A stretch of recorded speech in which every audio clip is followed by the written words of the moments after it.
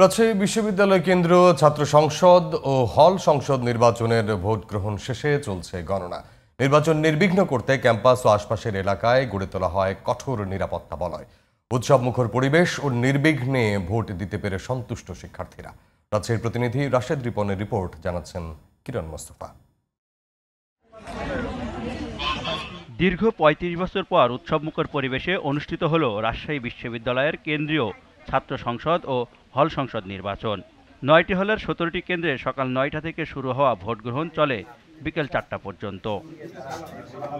বৃহস্পতিবার সকাল থেকে এই ভোট কেন্দ্রে আসেন শিক্ষার্থীরা। নির্বিঘ্নে ভোট দিতে পেরে সন্তোষ প্রকাশ করেন তারা। খুবই ভালো লাগছে ভোট দিতে।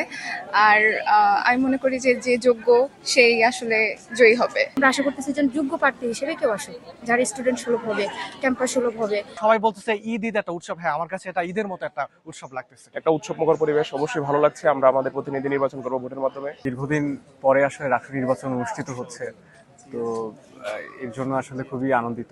নির্বাচন সুষ্ঠু করতে ক্যাম্পাস জুড়ে গড়ে তোলা হয় নিরাপত্তা বলয়। আমরা চাই যে একটা অবাধ, সুষ্ঠু, নিরপেক্ষ নির্বাচন হোক এবং ছাত্রছাত্রীরা যাতে শান্তিপূর্ণভাবে তাদের ভোটাধিকার প্রয়োগ করতে পারে, এ কারণে আমরা সচেষ্ট আছি। অবাধ, সুষ্ঠু ও শান্তিপূর্ণ নির্বাচন করতে সতর্ক ছিল নির্বাচন কমিশন। প্রচুর আইন শৃঙ্খলা বাহিনীর ক্যাম্পাসের বিভিন্ন জায়গায় অবস্থান করছে। কোনো নির্দিষ্ট জায়গায় এরকম কেউ জড়ো হচ্ছে, জানলে আমরা সাথে সাথে সেখানে অ্যাড্রেস করব নিঃসন্দেহে। সুষ্ঠু এবং স্বচ্ছ নির্বাচনের জন্য এবং পুরো সিস্টেমটা যেন এফিশিয়েন্টলি রান করে, সেইটা চিন্তা করেই নিয়মকানুনগুলো তৈরি করতে হবে। আজকের দিনটাতে আমাদের সবাইকে সেই নিয়ম।